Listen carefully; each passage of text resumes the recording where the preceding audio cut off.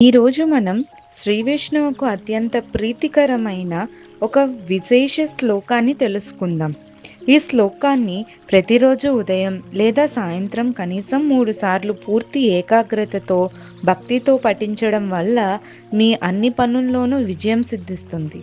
మానసిక ఒత్తిళ్లు తొలగిపోతాయి. పరిపూర్ణమైన మనశ్శాంతి లభిస్తుందని మన పూర్వీకుల నమ్మకం.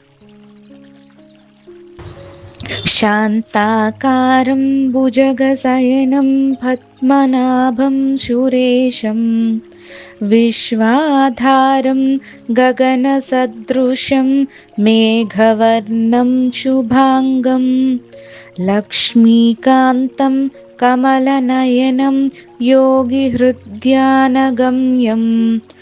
వందే విష్ణుం భవభయహరం సర్వలోకైకనాథం.